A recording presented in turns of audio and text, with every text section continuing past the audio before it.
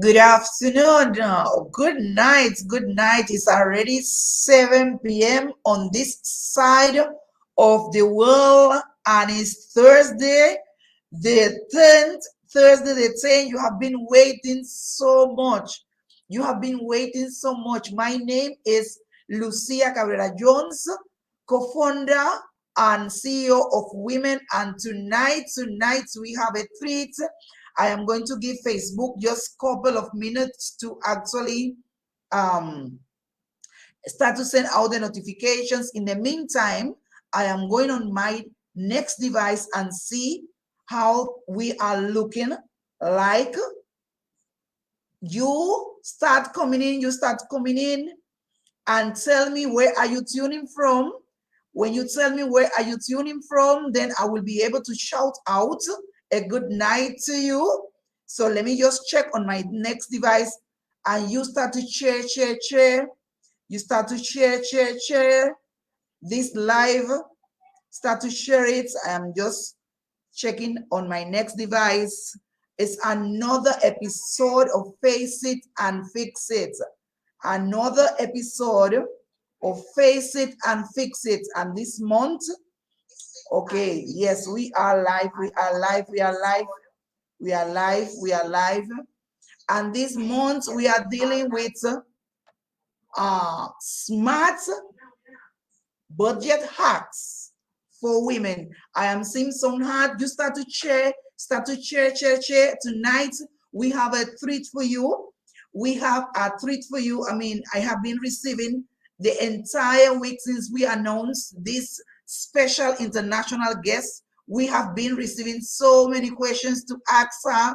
We have with us, good night, Nikisha. You have a blessed night. Nikisha, I want you to start.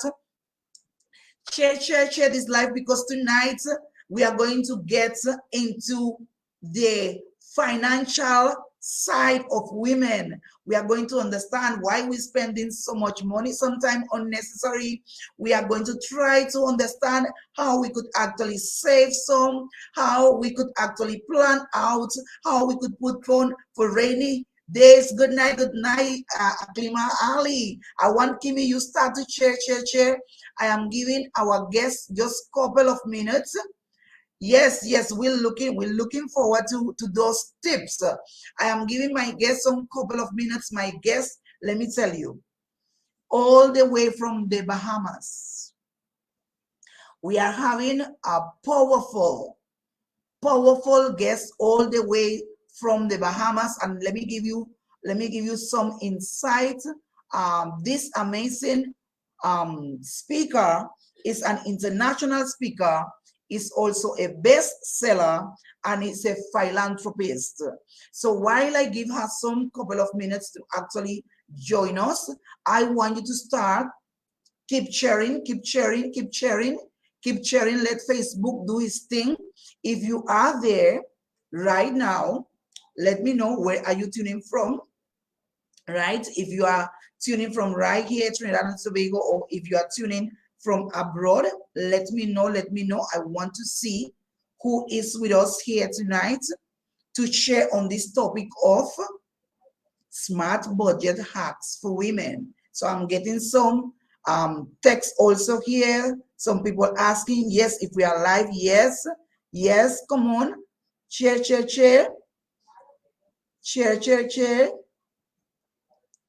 We are live. So tonight I really it's a topic that is very, very timely. You will agree with me that this topic, smart budget hacks for women, is very timely, especially in a time of a year where we like to spend. You know, we women love to spend. We women love to shop. We basically entering in that Christmas season, right? Some people already even have the Christmas trees on. People start to shop already for the curtains. People start to see what new things could go inside the houses, and all going, crazy about expenditure. But tonight we are going to, as soon as our guests, I keep, okay, yes, we are live. Tell them if somebody now is actually asking you what time we coming on, tell them that we are already live and that we are waiting on them. We are waiting on them. Join us, join us, join us. Join us, join us, join us, and share while we waiting on our guests all the way from the Bahamas. We was talking a little while ago. We have some time difference in the Bahamas right now. So she's going to be joining us very, very shortly. In the meantime, don't let no one miss out on this episode. Start to call your friends, start to send out your reminders. Tell them, hey, you are about to miss out if you're not joining right now. My name again, Lucia Cabrera-Jones, co-founder and CEO of Women. And you know, last month we had an awesome time because we actually dealt with the path of loving yourself. And I think that's one of the things that ladies tend to do actually sometimes to overlove ourselves is like overspend money. And sometimes we're spending money unnecessary. We're spending money in things that could actually wait, and we don't put nothing in place for rainy days. So tonight we have decided, you know, to hear from this powerful speaker. She has an awesome testimony of, you know, financial breakthrough after a season of pain, after a season of struggles. And we have already in studio with us. Are you ready to receive? Are you ready to receive the speaker for tonight? All the way from the Bahamas, Miss Colleen Newton, all the way from the Bahamas. Thank you so much for joining us. I know it has been a little crazy actually to land here, but here you are, and we have more people right now tuning in, and they're gonna share, but we have been already waiting on you. I don't want to delay this any longer. I want to go straight in, and I want to start by asking you, Colleen, what actually qualify you? Give me three things, because I know you wear so many hats, but I want you to give us three hats that qualify you to be sharing with us tonight. And right after, we are going to dive into that awesome testimony of Miss Colleen. Good evening. Good evening. Thank you so much, Lucia, for having me with you this evening. So let's dive right in. Three things that qualifies me to have this conversation this evening. The three things are my education. I'm a certified financial educator.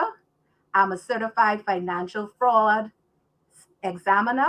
I'm a certified financial crime specialist. I'm an accountant of more than 25 years. And that is just the Oh short my God. for education. The other two things that qualify me are my experience and also my expertise. So I'd like to say education, experience, and expertise qualifies me to have this conversation with you this evening. And that is amazing. I mean, I had already told the ladies that beside that insight that you just give us, you are all the way from beautiful island of Bahamas, international speaker, bestseller author, and a philanthropist. So tonight we are going to keep diving into the matters. Yes. And I want to start because, you know, since I connected with you, I have read so much about you, and your story, your testimony is one to behold. I want you to tell your friends, Colleen, to come and hear again about this powerful testimony. For those who know you and for those who haven't heard about you, they will know everything about you tonight. I want to start you to sharing with this audience. We are ready to actually face our financial disasters. As women, we're coming together to face it. If we don't face our financial disasters, we cannot fix it.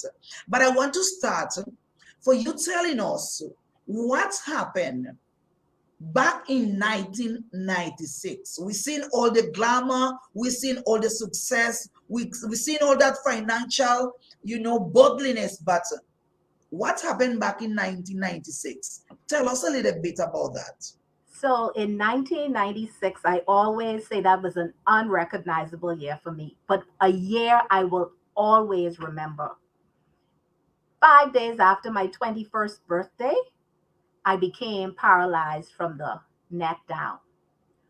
Doctors didn't know why. The only thing my mother could do, because we lacked the financial resources, was to just keep me comfortable. And I was told by doctors by 21, by 23, I would be uh, in a wheelchair, and by 25, I would be dead. And so those are the timelines that came from 1996. But I can tell you through the power of prayer, about 3 months after that happened to me, I started to walk again. And so that was a very life changing time for me because, as I said, and we'll get into it as we tell my story, that was a time when I had no financial resources. And that for someone that's actually don't understand the power of prayer could have been the end of the road.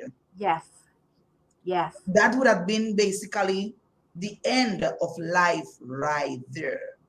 yes. But And there was also another thing that impacted my time during that time.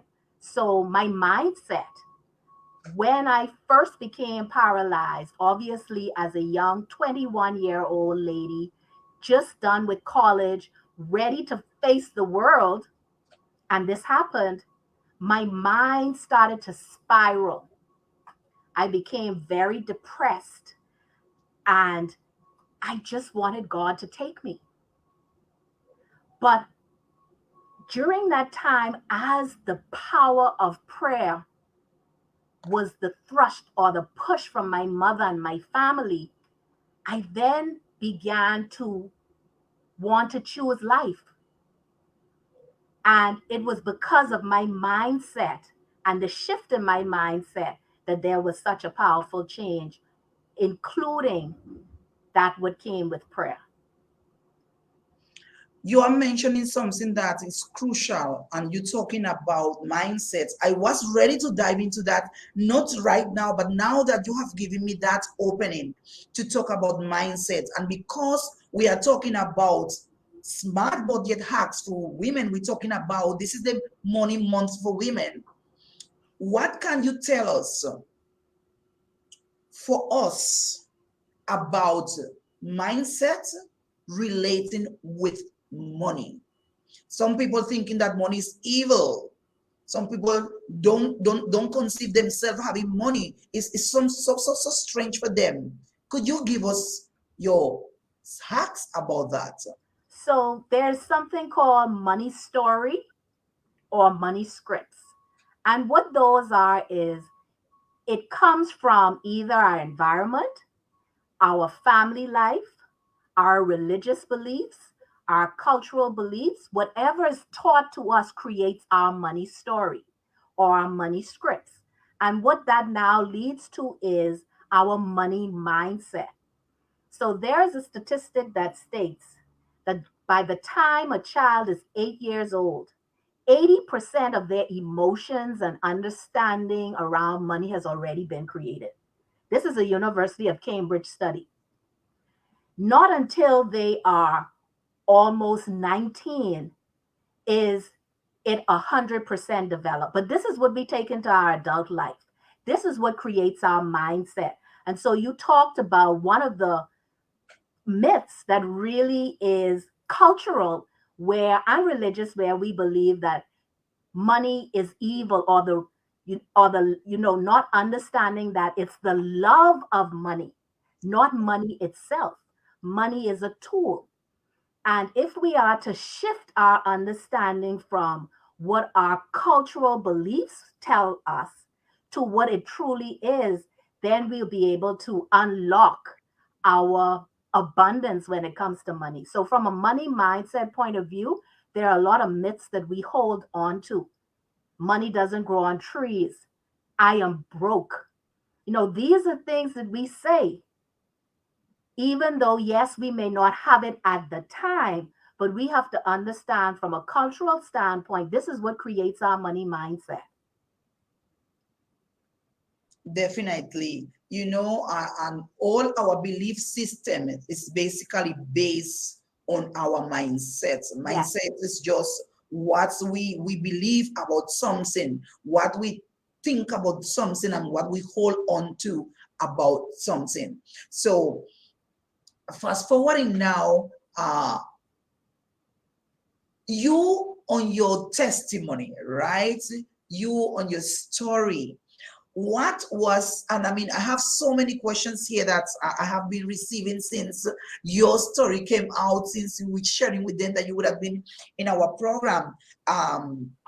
You have already answered what are some of the wrong beliefs that people have about money, and basically is that mindset.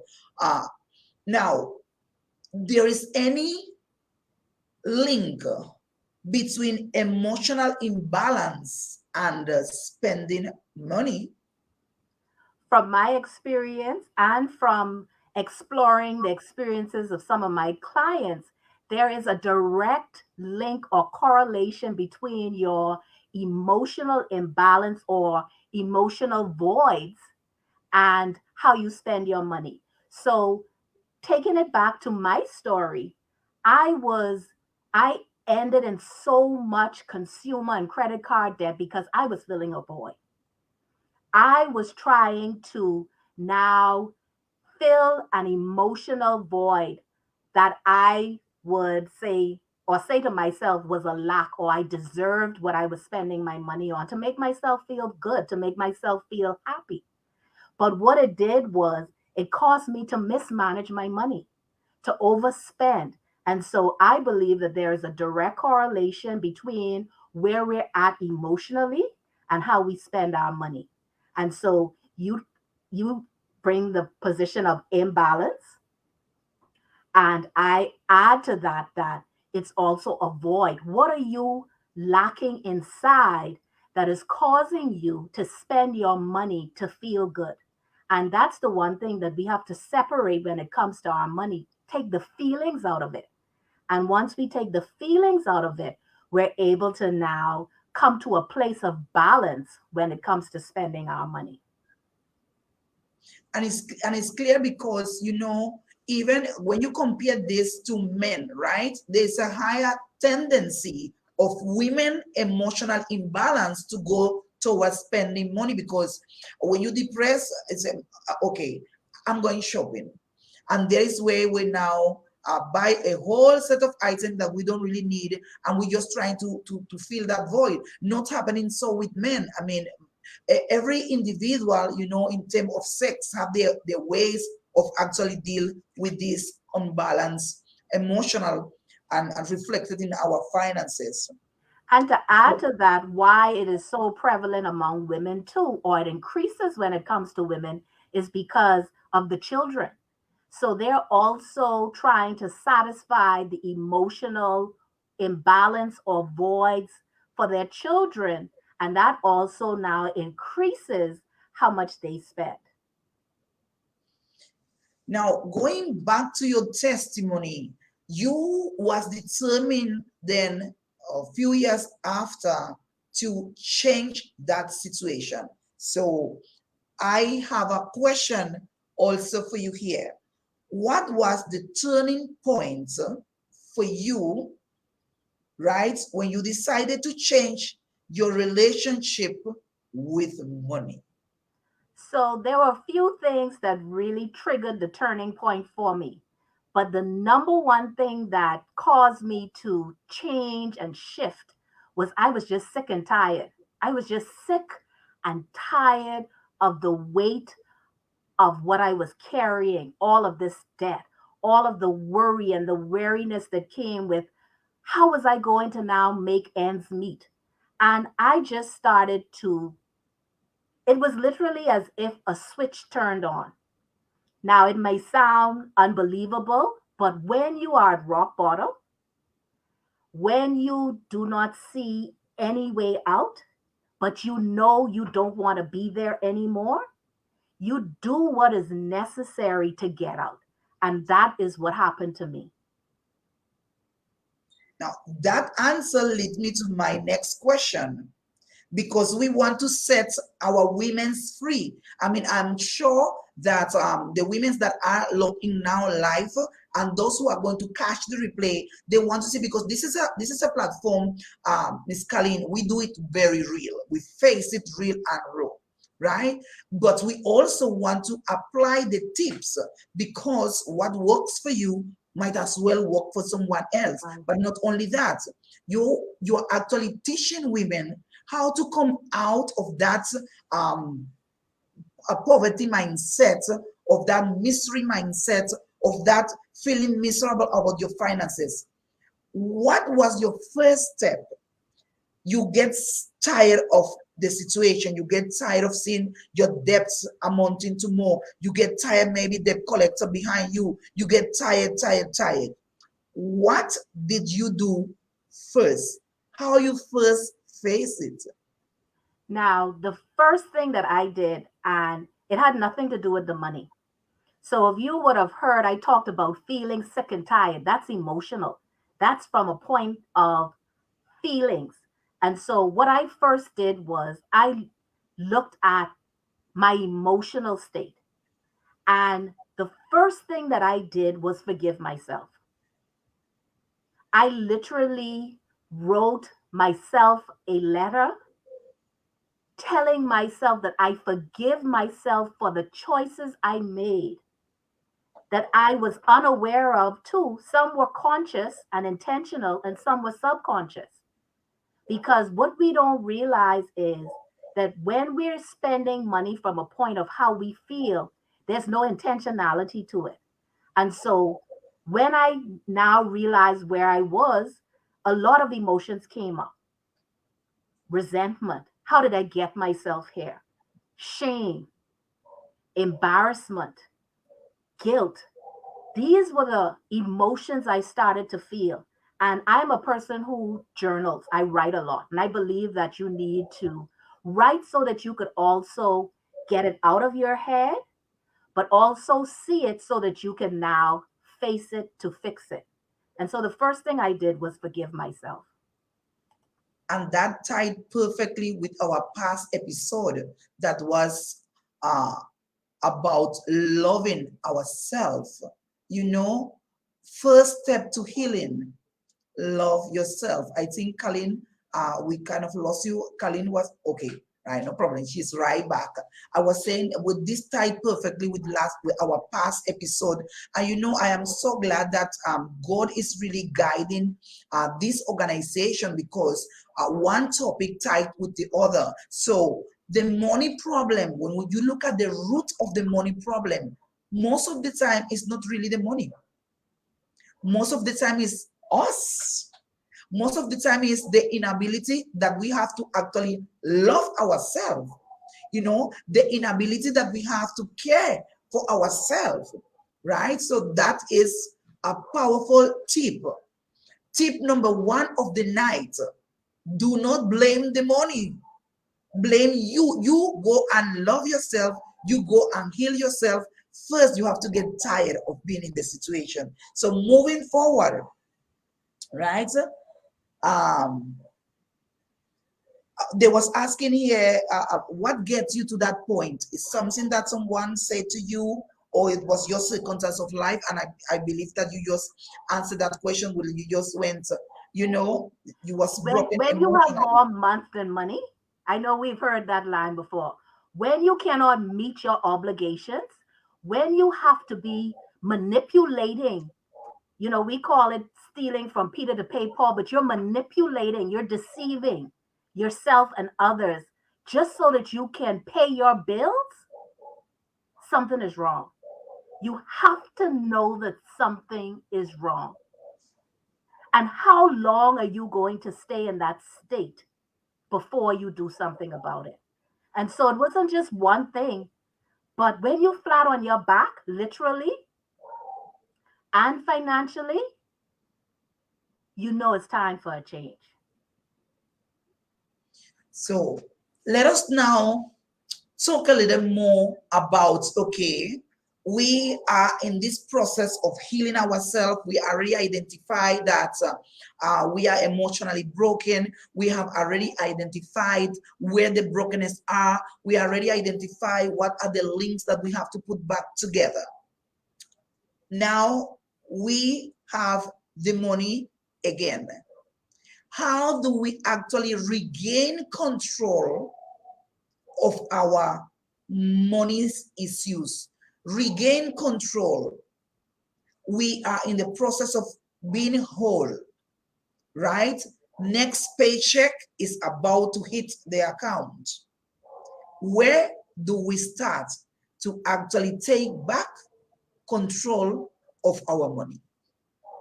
So, what you have to do at this point is you have to face it. So, what I tell individuals is you call this your debt list. You need to write out a list of all that you owe. And you have to then prioritize which ones need to be paid first. Now, there are multiple payoff strategies, but the one I like to refer or reference is called the debt snowball strategy. And the reason we start with that is because you get quick wins with that one. And so, what you do is whatever is the lowest amount that is due, that is the first one that you would pay off. And so, from that point of view, when it's now time to deal with the money, you have to write your debt list. Who do you owe? You need to write down how much you owe. You need to write down what is the minimum payment that is due on that debt. And you need to also know your standing. Are you current or are you in arrears? Meaning that it is something that you haven't paid and it's not currently at the point of being in good standing, then you have to now get in contact with those creditors. Have the conversation. This is now where you have to face it to fix it. Wow. And that's one hits me. I could identify.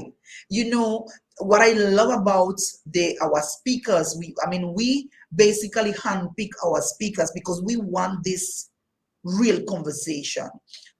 People will only tend to see the good side of the story. She's looking gorgeous. She is a money coach. She is now wealthy. She's dancing, but wow, what it took her to reach here. And I could identify, you have given me right now one of the most helpful tips. I don't know about you ladies right there watching us and you who are going to catch the replay. Face your debts, write them down, and you start paying the least amount. There is always a tendency, Colleen, I had identified when you have the big mountain before you want to go hard against that mountain. And all people say you could chop off a bush little by little. Yeah. So take note, ladies, because this is tips you get in here. Write down your debts, face it. Do not run away from the debt collector. They will knock at your door again, they will call your number again, and ultimately you will end up in court. Call them, talk to them, negotiate with them. Yeah. I could tell you it works. Yes, and that is something that I do want to highlight because they will respect you more and they would try to assist you more when you face it and have the conversation.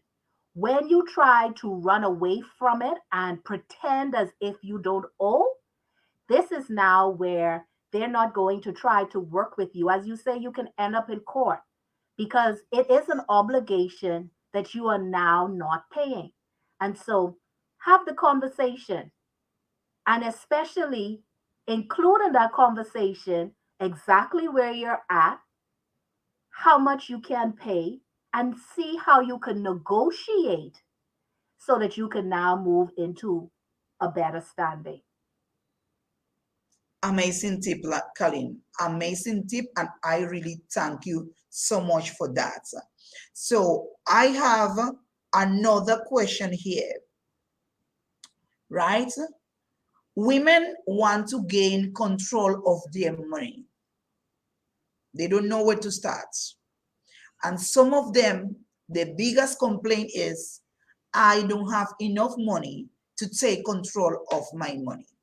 And I want you to tell us, it is possible to actually plan our finances with low income. Some people think that this budget thing is just for rich people. They have enough to put aside. They have enough to say this goes so and this goes so.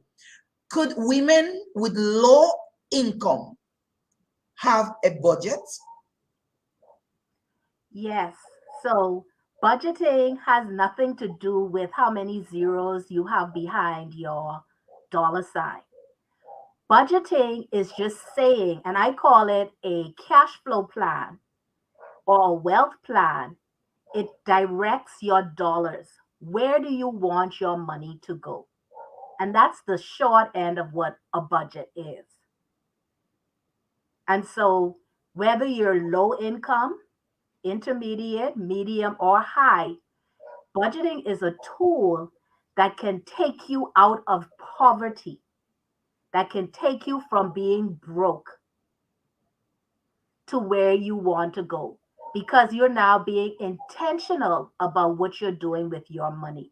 And then also, what I want to interject here also is that we have to look at short term sacrifice instead of having long term struggle.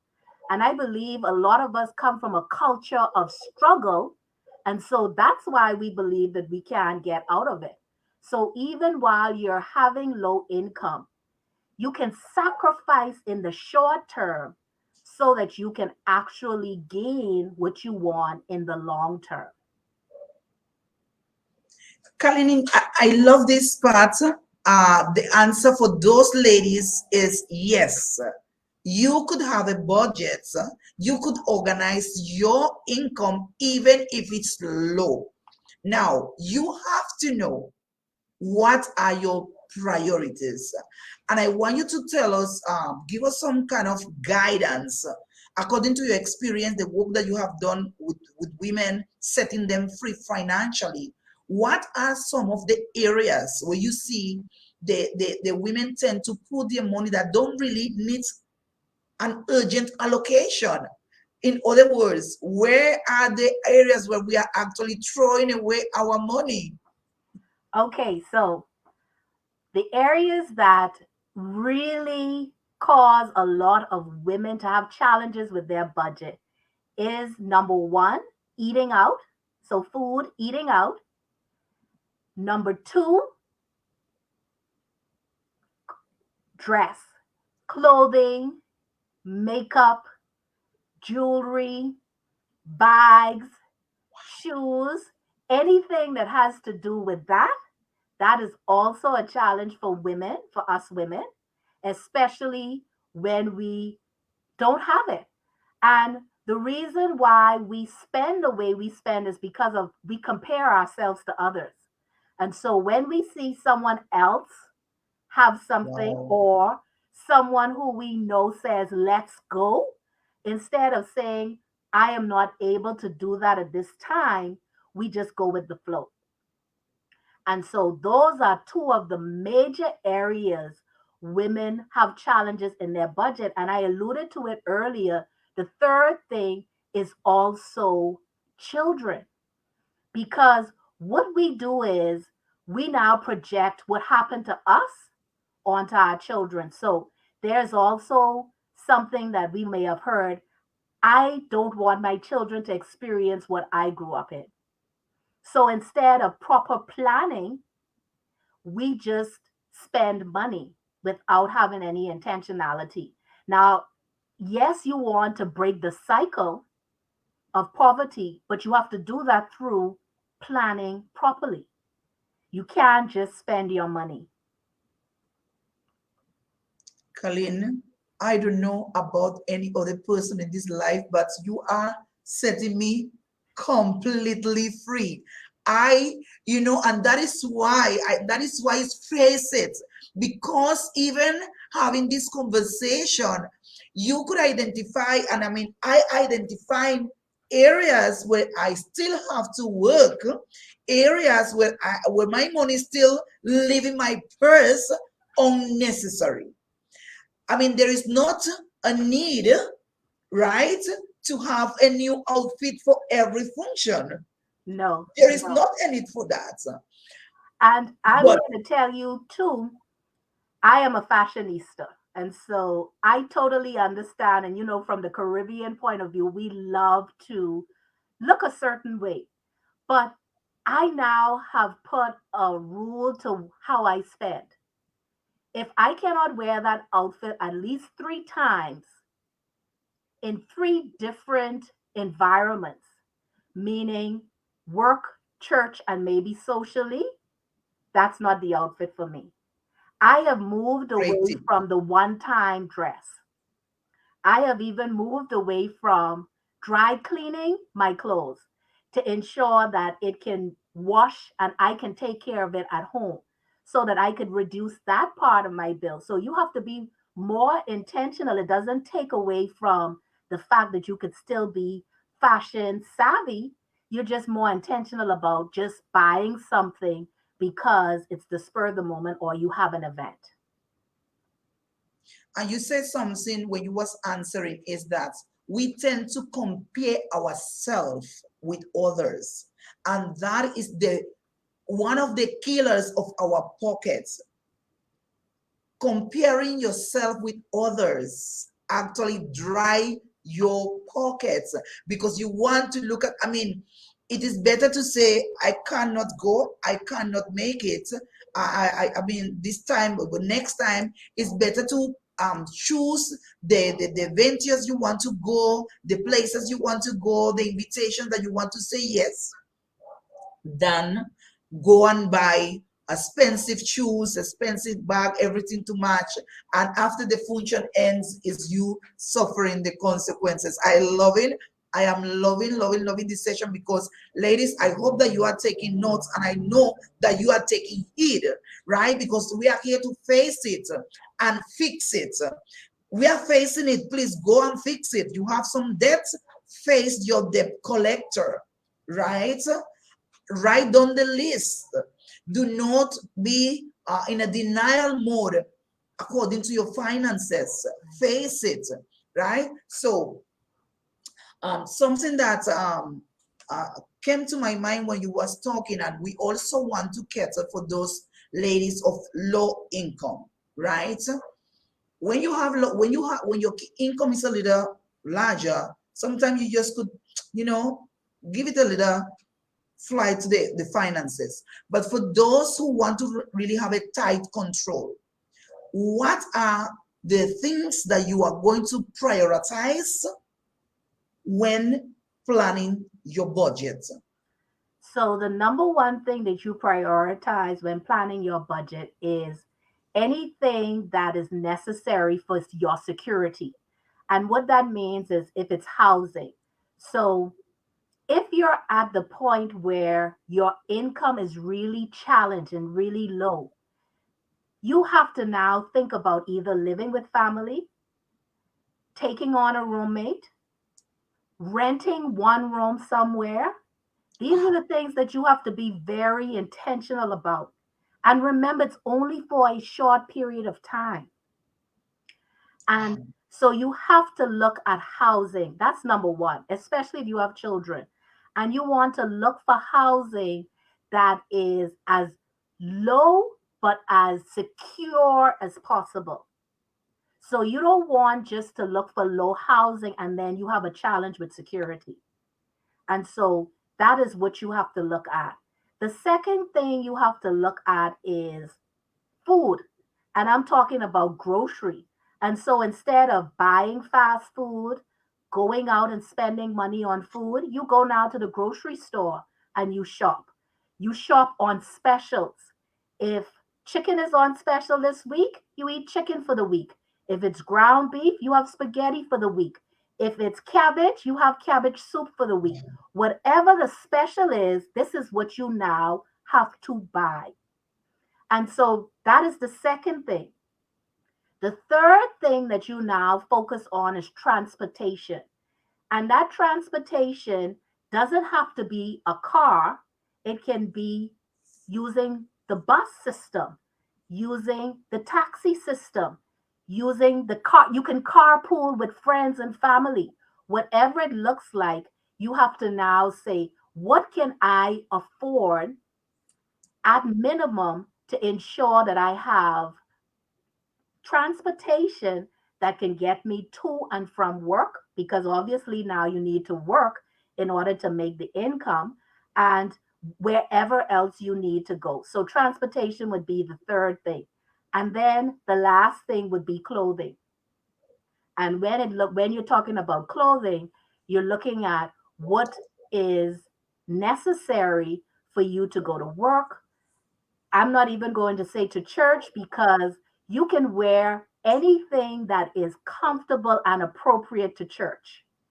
You know, we come from a culture, you have to have a church dress, you have to have a suit for work, you have to have an evening gown for this situation. But if you're in the situation where you're low income, you just need to make sure that you have a comfortable, appropriate outfit for those different arenas. And so those are the four things you look at when it comes to budgeting if you're so challenged or your income is very low. Ladies, house, food, transportation, and clothing. And remember, do it very modest. Yes. It is a sacrifice. That is the name. She have said it so many times. It is a sacrifice. It is not going to be forever. Now, this taking me into the next question. It is not going to be forever. How long and what is going to determine that length of time in which you could take average to actually recover from an unhealthy financial situation? How long could take you average according with your experience and what it takes to actually make it happen? So, with from my experience, and I don't want to give a blanket time frame, because here's the thing. Everyone's finances are personal, and in addition to that, your debt is also personal. And so you cannot put a time frame on it, but I can tell you, I my clients see a great win in their first year of shifting their mindset and putting these tips into place. So it is something that can happen very quickly once you are determined to change your position. And then you now have to work through how long it will take based on how much you make in order to get out of debt. And the one thing that really accelerated my debt story was that I included or I added other streams of income. So, yes, we're in a situation, we have our 9 to 5, but every one of us have gifts and talents that we give away for free. And so what I did, I was a makeup artist, even though I was a professional accountant for 15 years. And during the early part of why I started it is because I was inspired now to increase my income, and everything I made from doing makeup, I put on my debt. And what I was able to do was eradicate almost all of my debt within 4 years.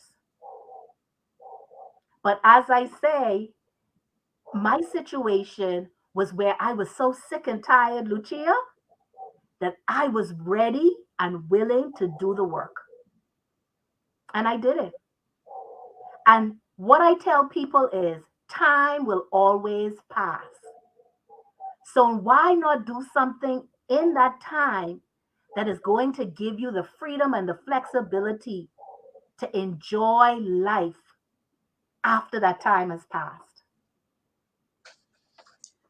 Wow, this session have my mind just blown and going. It's like my brain cannot stay.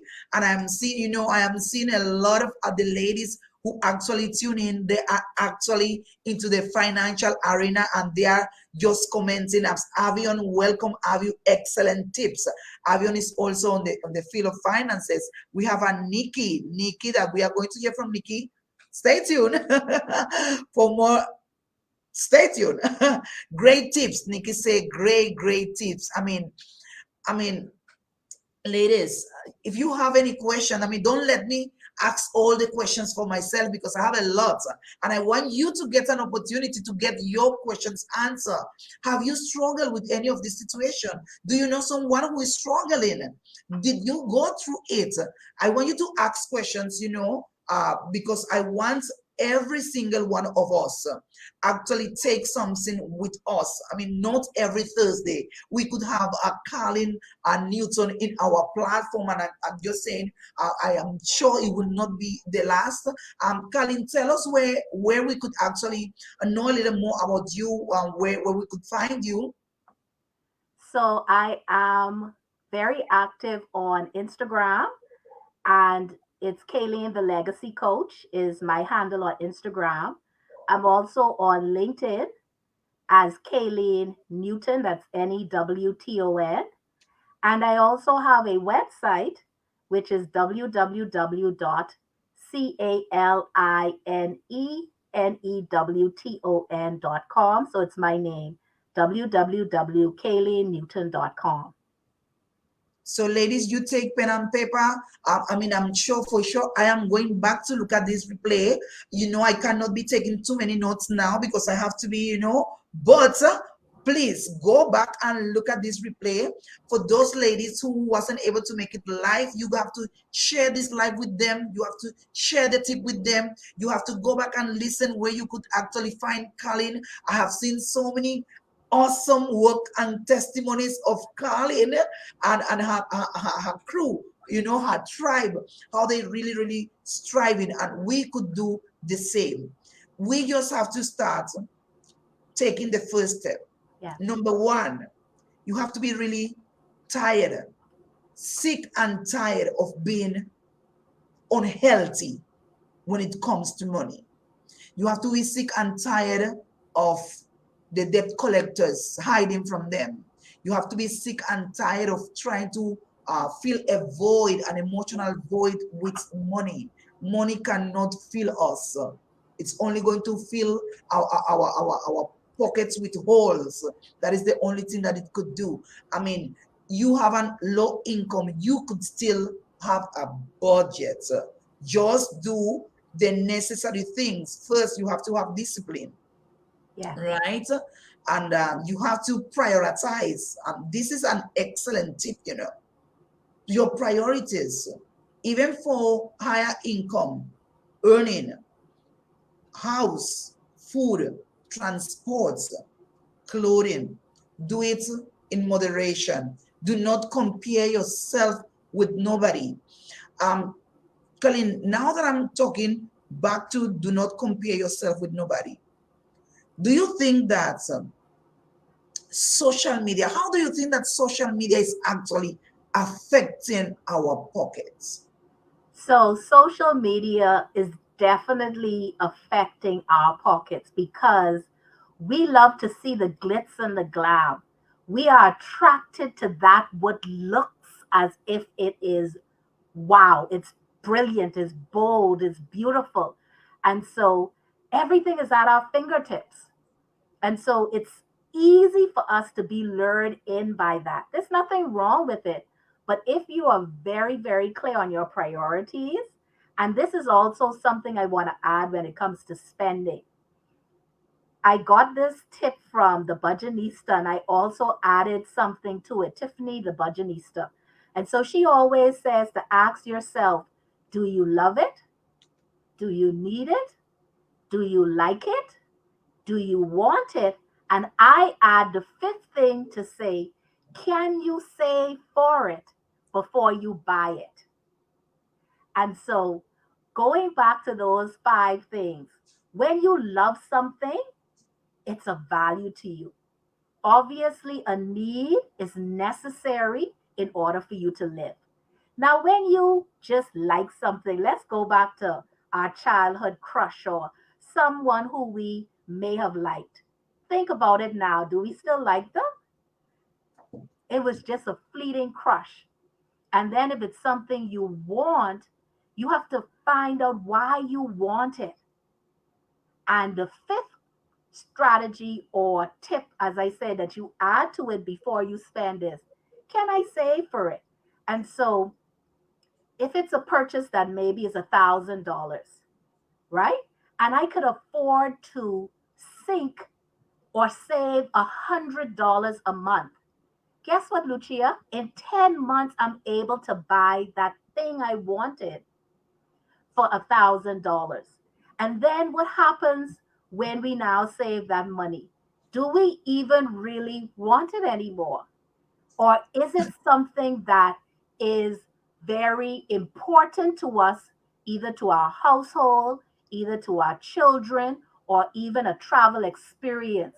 But if you look at it, in less than a year, you were able to save for it. So if you put those 5 things towards spending and ask yourself those questions, you will have a shift too on how you spend your money. That is a big one, because most of the time our money goes into things that we like, not things that we need. Or And love. we And then, find ourselves with a lot of things in the closet, then giving them away yes. just to buy more. Oh my goodness.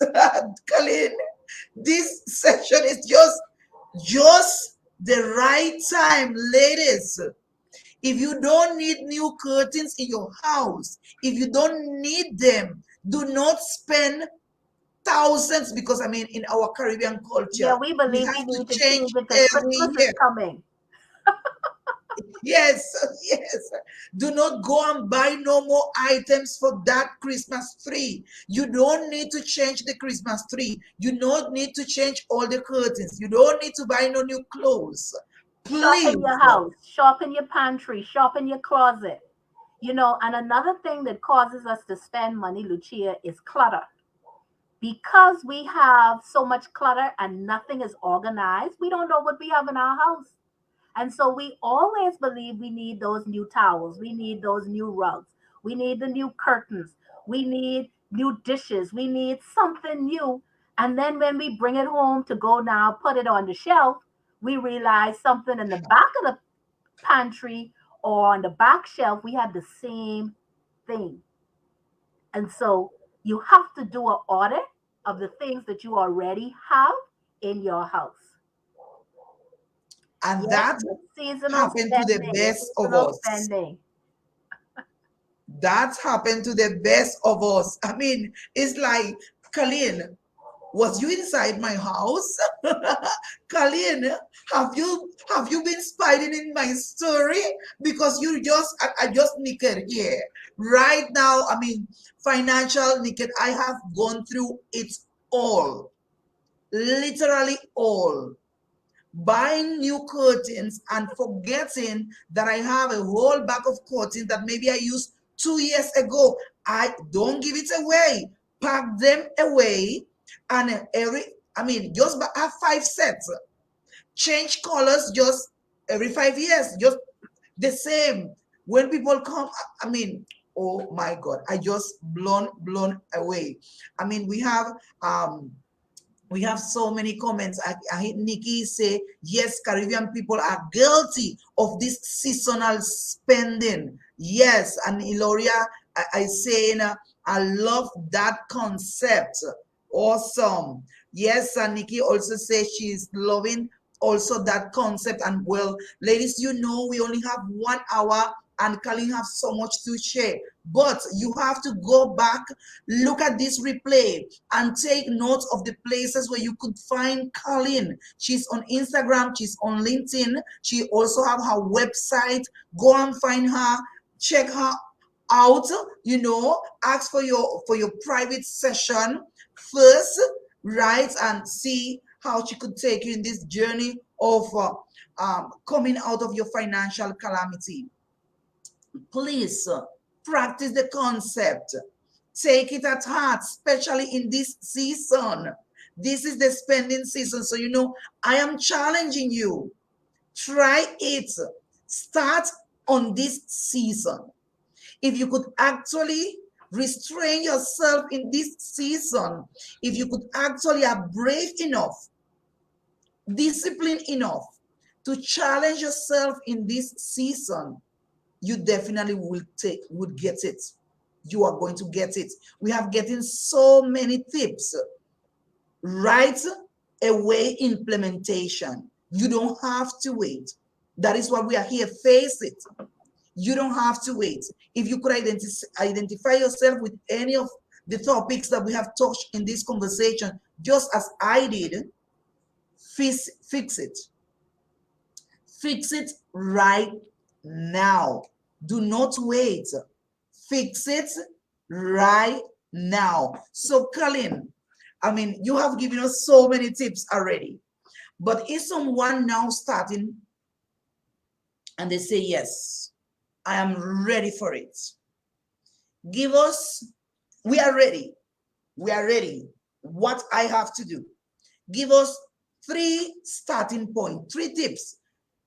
I am ready, Colleen. What to do now? Tell me. The one thing you need to do is write a commitment letter. Write a commitment letter to yourself so that when the motivation is gone, you have something that you could refer to keep you going. Say specifically in that commitment letter why you're doing what you're doing. What is your ultimate why? The second thing you need to do is track your spending for 3 months. Realize I didn't tell you to go right into budgeting, because what happens is we jump into that step of budgeting, not understanding or analyzing our spending. And so for 3 months, you need to track every penny you spend. And at the end of those 3 months, you now need to categorize where you spent your money. And you will find that you have spent your money on categories or in areas where you could be saving that money or applying that money to your debt. So after you now do that analysis, the third thing you need to do now is identify all of your income, write it down, and identify all of your necessary expenses. Notice what I said, necessary expenses. And you now commit to only spending what is necessary. Because one thing that individuals need to add into their budget, regardless of where they're at, whether they're low income, medium, or high, is savings. And I have my clients add savings as an expense line item in their budget. And so after you tithe, you pay yourself next, even if that amount is only $5. Identify what is the lowest amount or the minimum amount that you could consistently commit to every pay period, and you save that. Because what's going to happen, Lucia? Emergencies will come.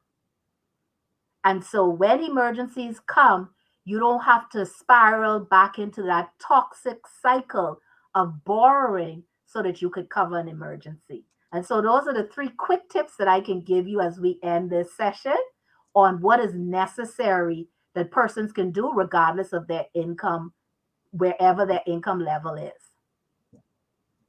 And what can I say? Thank you is not even enough. Oh my goodness.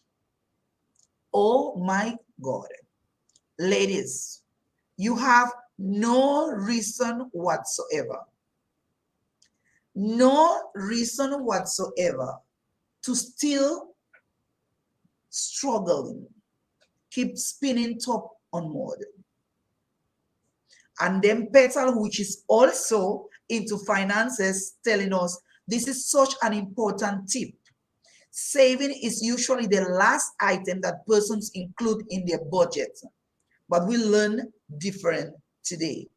Yes. Even if it's a minimum amount, as long as you can be consistent, Yes.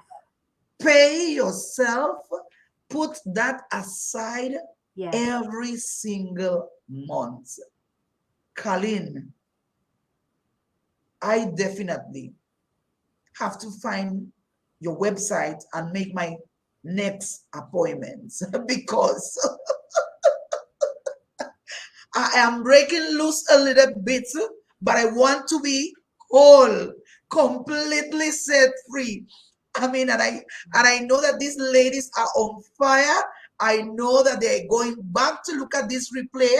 This have been our first session of the month of November. Face it and fix it. Smart budget hacks for women. And we had tonight, all the way from the beautiful island of the Bahamas, best author, philanthropist, best seller, international speaker, financial guru, over 25 years, from brokenness, from financial starvation to wealth. She taught us all that she could have advised in 1 hour. From mindset to practical tips that you could put into practice right now. So we had faced it. We are about to fix it. You have to be committed. And Candy say, wow, yes, Miss Colleen. And you know, I really want to take this opportunity to thank Candice Maglo. Publicly, Candice have been already in our platform. She have been featured in our Chican campaign. Also, she was interviewing our Chican campaign. And thank you so much, Candice, for actually put women in contact with Miss Colleen. You make an awesome choice for this platform. So for that, we really want to thank you. And we thank you, Colleen, for saying yes without even hesitating.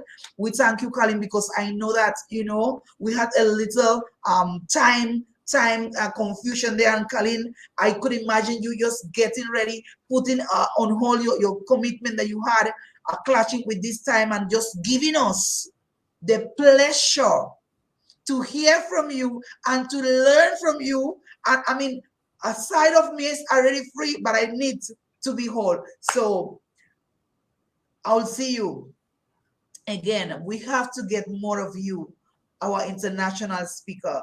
Thank you so very much. Thank you, ladies. Go and share this live. Ask your questions, put more comments, and remember, face it so you can fix it. Enjoy the rest of the night. Bye-bye.